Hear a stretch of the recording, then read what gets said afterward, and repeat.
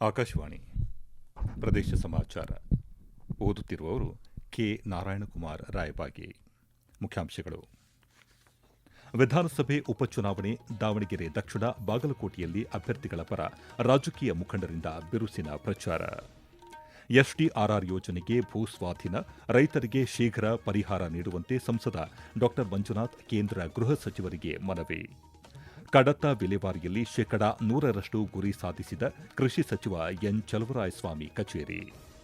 ವಿಶ್ವವಿಖ್ಯಾತ ಕರಗ ಶಕ್ತ್ಯೋತ್ಸವಕ್ಕೆ ಕ್ಷಣಗಣನೆ, ಬೆಂಗಳೂರಲ್ಲಿ ಬಿಗಿ ಭದ್ರತೆ. ಮತ್ತು ಖೇಲೋ ಇಂಡಿಯಾ ಬುಡಕಟ್ಟು ಕ್ರೀಡಾಕೂಟ, 21 ಚಿನ್ನದ ಪದಕಗಳೊಂದಿಗೆ ಅಗ್ರಸ್ಥಾನ ಕಾಯ್ದುಕೊಂಡ ಕರ್ನಾಟಕ. ದಾವಣಗೆರೆ ದಕ್ಷಿಣ ವಿಧಾನಸಭಾ ಕ್ಷೇತ್ರದಲ್ಲಿ ರಾಜಕೀಯ ಪಕ್ಷಗಳಿಂದ ಉಪಚುನಾವಣೆ ಪ್ರಚಾರ ಬಿರುಸುಗೊಂಡಿದೆ. ಮುಖ್ಯಮಂತ್ರಿ ಸಿದ್ದರಾಮಯ್ಯ ಅವರು ದಾವಣಗೆರೆ ದಕ್ಷಿಣ ವಿಧಾನಸಭಾ ಕ್ಷೇತ್ರದ ಉಪಚುನಾವಣೆಯ ಪ್ರಚಾರ ಕಾರ್ಯದಲ್ಲಿ ಪಾಲ್ಗೊಂಡು ತುರ್ಚಘಟ್ಟ ಗ್ರಾಮದಲ್ಲಿ ರೋಡ್ ಶೋ ನಡೆಸಿದರು. ಕಾಂಗ್ರೆಸ್ ಅಭ್ಯರ್ಥಿ ಸಮರ್ಥ ಶಾಮನೂರು ಅವರನ್ನು ಗೆಲ್ಲಿಸುವಂತೆ ಮನವಿ ಮಾಡಿದರು. ಬಿಜೆಪಿ ಅಭ್ಯರ್ಥಿ ಶ್ರೀನಿವಾಸ ದಾಸಕರಿಯಪ್ಪ ಅವರ ಪರವಾಗಿ ಮಾಜಿ ಮುಖ್ಯಮಂತ್ರಿಗಳಾದ ಬಿಎಸ್ ಯಡಿಯೂರಪ್ಪ, ಬಸವರಾಜ ಬೊಮ್ಮಾಯಿ ಸತತ 2ನೇ ದಿನವೂ ಪ್ರಚಾರ ನಡೆಸಿದರು.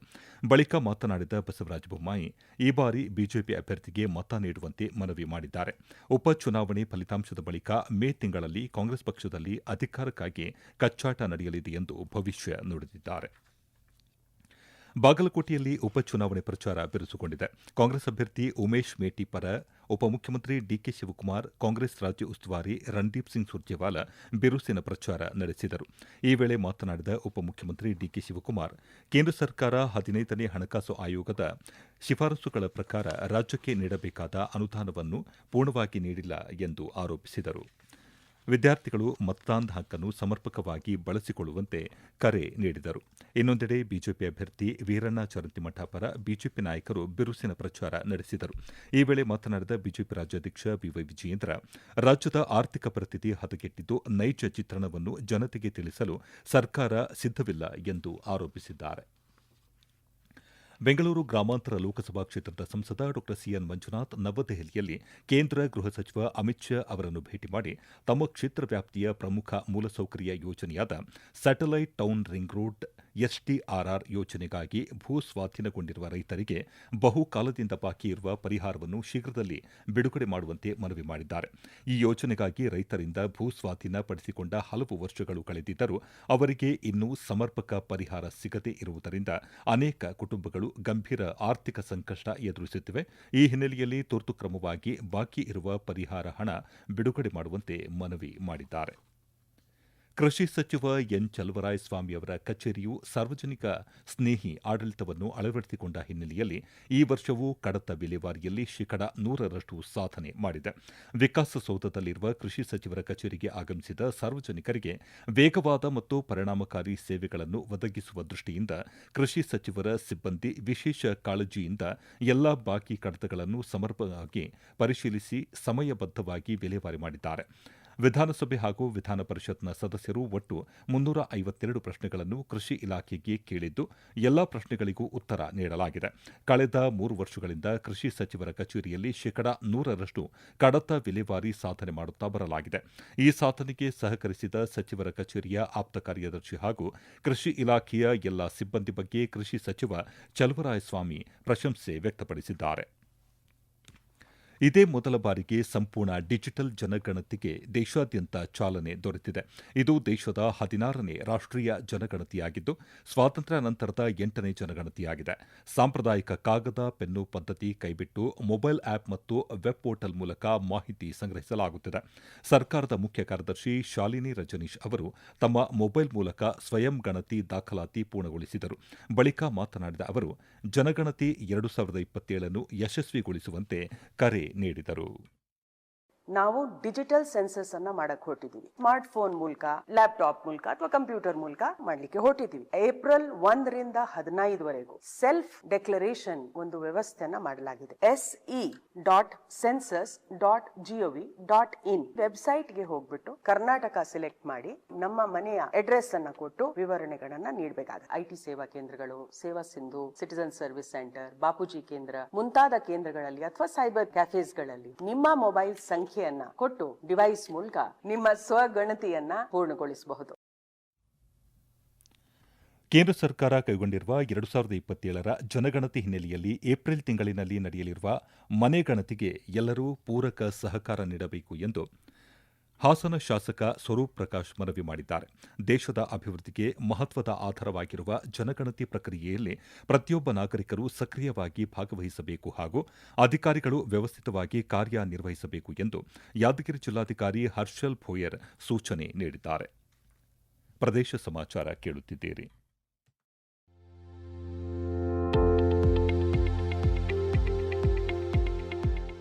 ನಮ್ಮ ಎಲ್ಲ ರಾಷ್ಟ್ರೀಯ ವಾರ್ತೆಗಳು ಹಾಗೂ ಪ್ರದೇಶ ಸಮಾಚಾರ ಈಗ ಆಕಾಶವಾಣಿ ನ್ಯೂಸ್ ಕನ್ನಡ ಯೂಟ್ಯೂಬ್ ಚಾನೆಲ್ನಲ್ಲಿ ಲಭ್ಯ. ನಮ್ಮ ಎಕ್ಸ್ ಖಾತೆ ಮತ್ತು ಇನ್ಸ್ಟಾಗ್ರಾಂ ಖಾತೆ ಆಕಾಶವಾಣಿ ನ್ಯೂಸ್ ಕನ್ನಡ. ಹೆಚ್ಚಿನ ಮಾಹಿತಿಗಾಗಿ ನಮ್ಮ ಫೇಸ್ಬುಕ್ ಖಾತೆ ಆಕಾಶವಾಣಿ ವಾರ್ತೆ ಕನ್ನಡವನ್ನು ಅನುಸರಿಸಿ. ಮಾಹಿತಿಗಳ ಹೂರಣ, ವಾರದ ಕಾರ್ಯಕ್ರಮ, ಪ್ರಚಲಿತ ವಿದ್ಯಮಾನ ಪ್ರತಿ ಬುಧವಾರ ರಾತ್ರಿ 9:15 ವಿಶ್ವವಿಖ್ಯಾತ ಬೆಂಗಳೂರಿನ ಕರಗ ಶಕ್ತ್ಯೋತ್ಸವಕ್ಕೆ ಕ್ಷಣಗಣನೆ ಆರಂಭವಾಗಿದೆ. ಇಂದು ಮಧ್ಯರಾತ್ರಿ ಹೂವಿನ ಕರಗ ನಡೆಯಲಿದ್ದು, ಈ ಬಾರಿಯೂ ಅರ್ಚಕ ಜ್ಞಾನೇಂದ್ರ ಕರಗ ಹೊರಲಿದ್ದಾರೆ. ಕರಗವು ಒಟಿಸಿ ರಸ್ತೆ, ಅವೆನ್ಯೂ ರಸ್ತೆ, ಮಾರ್ಕೆಟ್ ರಸ್ತೆ, ಮಸ್ತಾನ್ ಸಾಬ್ ದರ್ಗಾ, ಅಣ್ಣಮ್ಮ ದೇವಾಲಯ, ತಿಗಳರಪೇಟೆ ಮತ್ತಿತರ ಪ್ರದೇಶಗಳಲ್ಲಿ ಸಂಚರಿಸಲಿದೆ. ಲಕ್ಷಾಂತರ ಭಕ್ತರು ಸೇರುವ ನಿರೀಕ್ಷೆ ಇರುವುದರಿಂದ ದೇವಸ್ಥಾನದ ಸುತ್ತಮುತ್ತ ಬಿಗಿ ಪೊಲೀಸ್ ಬಂದೋಬಸ್ತ್ ಏರ್ಪಡಿಸಲಾಗಿದೆ. ಯಾವುದೇ ಅಹಿತಕರ ಘಟನೆ ನಡೆಯದಂತೆ ಮುನ್ನೆಚ್ಚರಿಕೆ ವಹಿಸಲಾಗಿದೆ. ಬೆಂಗಳೂರು ಕೆಆರ್ ಮಾರುಕಟ್ಟೆ ಸಮಗ್ರ ಅಭಿವೃದ್ಧಿಗಾಗಿ ಕ್ರಿಯಾಯೋಜನೆ ರೂಪಿಸುವುದರ ಜೊತೆಗೆ ಕಾಮಗಾರಿಗಳನ್ನು ಪೂರ್ಣಗೊಳಿಸುವ ವೇಳಾಪಟ್ಟಿ ಸಿದ್ದಪಡಿಸಲು ಜಿಪಿಎ ಮುಖ್ಯ ಆಯುಕ್ತ ಮಹೇಶ್ವರ್ ರಾವ್ ಅಧಿಕಾರಿಗಳಿಗೆ ಸೂಚಿಸಿದ್ದಾರೆ. ಕೆಆರ್ ಮಾರುಕಟ್ಟೆಗೆ ಭೇಟಿ ನೀಡಿ ಪರಿಶೀಲನೆ ನಡೆಸಿ ಮಾತನಾಡಿದ ಅವರು, ಸಮರ್ಪಕ ತ್ಯಾಜ್ಯ ವಿಲೇವಾರಿ, ಸಿಸಿ ಕ್ಯಾಮೆರಾಗಳ ಅಳವಡಿಕೆ, ಹೂವಿನ ಮಾರುಕಟ್ಟೆಗೆ ಸಮರ್ಪಕ ಸಂಪರ್ಕ ಕಲ್ಪಿಸುವುದು ಸೇರಿದಂತೆ ಇತರೆ ಅಭಿವೃದ್ಧಿ ಕಾರ್ಯಗಳ ಕುರಿತು ಸಮಗ್ರ ಕ್ರಿಯಾಯೋಜನೆ ರೂಪಿಸಿ 1 ವಾರದೊಳಗೆ ವರದಿ ಸಲ್ಲಿಸಲು ನಿರ್ದೇಶನ ನೀಡಿದ್ದಾರೆ. ಬಳ್ಳಾರಿ ಜಿಲ್ಲೆಯಲ್ಲಿ ಅಡುಗೆ ಅನಿಲ ಸಿಲಿಂಡರ್ಗಳ ಸರಬರಾಜಿನಲ್ಲಿ ಯಾವುದೇ ಕೊರತೆ ಇಲ್ಲ ಎಂದು ಜಿಲ್ಲಾಧಿಕಾರಿ ನಾಗೇಂದ್ರ ಪ್ರಸಾದ್ ತಿಳಿಸಿದ್ದಾರೆ. ನಗರದಲ್ಲಿ 25 ದಿನಕ್ಕೆ, ಗ್ರಾಮೀಣ ಪ್ರದೇಶದಲ್ಲಿ 45 ದಿನಕ್ಕೆ 1 ಸಿಲಿಂಡರ್ ಅನ್ನು ಗ್ರಾಹಕರಿಗೆ ನೀಡಲಾಗುವುದು ಎಂದು ತಿಳಿಸಿದ್ದಾರೆ. ಗೃಹ ಬಳಕೆಯ ಅನಿಲ ಸರಬರಾಜು ಮತ್ತು ವಿತರಣೆ ಕುರಿತಂತೆ ಸರ್ಕಾರ ನೀಡುವ ಮಾರ್ಗಸೂಚಿಗಳನ್ನು ಅನಿಲ ವಿತರಕ ಕಂಪನಿಯ ಮಾರಾಟಗಾರರು ಪಾಲಿಸುವಂತೆ ಮಂಡ್ಯ ಜಿಲ್ಲಾಧಿಕಾರಿ ಡಾ ಕುಮಾರ ಸೂಚಿಸಿದ್ದಾರೆ. ಜಿಲ್ಲೆಯ ದೈನಂದಿನ ಬೇಡಿಕೆಗೆ ತಕ್ಕಂತೆ ಗೃಹ ಬಳಕೆಯ ಅನಿಲ ಸರಬರಾಜು ಮಾಡಲು ಅಗತ್ಯ ಕ್ರಮ ವಹಿಸಬೇಕು ಎಂದು ಅವರು ನಿರ್ದೇಶನ ನೀಡಿದ್ದಾರೆ. ಕಾಳಸಂತೆಯಲ್ಲಿ ಅಡುಗೆ ಅನಿಲ ಮಾರಾಟ ಮಾಡುವುದು ಕಂಡುಬಂದರೆ ಕಾನೂನು ರೀತಿ ಕ್ರಮ ಕೈಗೊಳ್ಳಲಾಗುವುದು ಎಂದು ಎಚ್ಚರಿಕೆ ನೀಡಿದ್ದಾರೆ. ರಾಜ್ಯ ಸರ್ಕಾರದ ಮಹತ್ವಾಕಾಂಕ್ಷಿ ಸಕಾಲ ಯೋಜನೆಯ ಅನುಷ್ಠಾನದಲ್ಲಿ ಮಾರ್ಚ್ ತಿಂಗಳಿನಲ್ಲಿ ಗಣಿನಾಡು ಬಳ್ಳಾರಿ ಜಿಲ್ಲೆಯು ರಾಜ್ಯದಲ್ಲೇ ಮೊದಲ ಸ್ಥಾನ ಪಡೆದಿದೆ. ಬಳ್ಳಾರಿ ಜಿಲ್ಲೆಯು ಶೇಕಡಾ 97.91% ಅರ್ಜಿಗಳನ್ನು ನಿಗದಿತ ಅವಧಿಯಲ್ಲಿ ವಿಲೇವಾರಿ ಮಾಡುವ ಮೂಲಕ ಗಮನಾರ್ಹ ಸಾಧನೆ ಮಾಡಿದೆ ಎಂದು ಜಿಲ್ಲಾಧಿಕಾರಿ ನಾಗೇಂದ್ರ ಪ್ರಸಾದ್ ಕೆ ತಿಳಿಸಿದ್ದಾರೆ. ಛತ್ತೀಸ್ಗಢದಲ್ಲಿ ನಡೆಯುತ್ತಿರುವ ಖೇಲೋ ಇಂಡಿಯಾ ಬುಡಕಟ್ಟು ಕ್ರೀಡಾಕೂಟದ 7ನೇ ದಿನವಾದ ಇಂದು ಕರ್ನಾಟಕ ಪದಕ ಪಟ್ಟಿಯಲ್ಲಿ ಅಗ್ರಸ್ಥಾನದಲ್ಲಿ ಮುಂದುವರೆದಿದೆ. ಕರ್ನಾಟಕ 21 ಚಿನ್ನ, 8 ಬೆಳ್ಳಿ, 7 ಕಂಚಿನ ಪದಕಗಳೊಂದಿಗೆ ಒಟ್ಟು 36 ಪದಕ ಗಳಿಸುವ ಮೂಲಕ ಪಾರಮ್ಯ ಮೆರೆದಿದೆ. ಒಡಿಶಾ 2ನೇ ಸ್ಥಾನದಲ್ಲಿ ಮತ್ತು ಅರುಣಾಚಲ ಪ್ರದೇಶ 3ನೇ ಸ್ಥಾನದಲ್ಲಿ ಇದೆ. ಅಥ್ಲೆಟಿಕ್ಸ್ ಸ್ಪರ್ಧೆಗಳಲ್ಲಿ ಮಹಿಳೆಯರ ವಿಭಾಗದಲ್ಲಿ ಕರ್ನಾಟಕದ ರಿತುಶ್ರೀ 400 ಮೀಟರ್ ಓಟದಲ್ಲಿ ಚಿನ್ನದ ಪದಕ ಪಡೆದುಕೊಂಡಿದ್ದಾರೆ. ಸುರ್ಗುಜಾದಲ್ಲಿ ನಡೆದ ಕುಸ್ತಿ ಸ್ಪರ್ಧೆಗಳಲ್ಲಿ ಕರ್ನಾಟಕದ ಪ್ರಿನ್ಚಿತಾ ಸಿದ್ದಿ 68 ಕೆಜಿ ವಿಭಾಗದಲ್ಲಿ ಚಿನ್ನದ ಪದಕ ತಮ್ಮದಾಗಿಸಿಕೊಂಡಿದ್ದಾರೆ. ಕೊನೆಯಲ್ಲಿ ಮತ್ತೊಮ್ಮೆ ಮುಖ್ಯಾಂಶಗಳು. ವಿಧಾನಸಭೆ ಉಪಚುನಾವಣೆ, ದಾವಣಗೆರೆ ದಕ್ಷಿಣ, ಬಾಗಲಕೋಟೆಯಲ್ಲಿ ಅಭ್ಯರ್ಥಿಗಳ ಪರ ರಾಜಕೀಯ ಮುಖಂಡರಿಂದ ಬಿರುಸಿನ ಪ್ರಚಾರ. ಎಸ್ಡಿಆರ್ಆರ್ ಯೋಜನೆಗೆ ಭೂ ಸ್ವಾಧೀನ, ರೈತರಿಗೆ ಶೀಘ್ರ ಪರಿಹಾರ ನೀಡುವಂತೆ ಸಂಸದ ಡಾ ಮಂಜುನಾಥ್ ಕೇಂದ್ರ ಗೃಹ ಸಚಿವರಿಗೆ ಮನವಿ.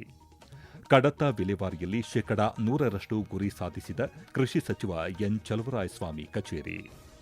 ವಿಶ್ವವಿಖ್ಯಾತ ಕರಗ ಶಕ್ತ್ಯೋತ್ಸವಕ್ಕೆ ಕ್ಷಣಗಣನೆ, ಬೆಂಗಳೂರಲ್ಲಿ ಬಿಗಿ ಭದ್ರತೆ. ಮತ್ತು ಖೇಲೋ ಇಂಡಿಯಾ ಬುಡಕಟ್ಟು ಕ್ರೀಡಾಕೂಟ, 21 ಚಿನ್ನದ ಪದಕಗಳೊಂದಿಗೆ ಅಗ್ರಸ್ಥಾನ ಕಾಯ್ದುಕೊಂಡ ಕರ್ನಾಟಕ. ಇಲ್ಲಿಗೆ ಪ್ರದೇಶ ಸಮಾಚಾರ ಮುಗಿಯಿತು. ನಮ್ಮ ಮುಂದಿನ ವಾರ್ತಾ ಪ್ರಸಾರ ರಾತ್ರಿ 7:35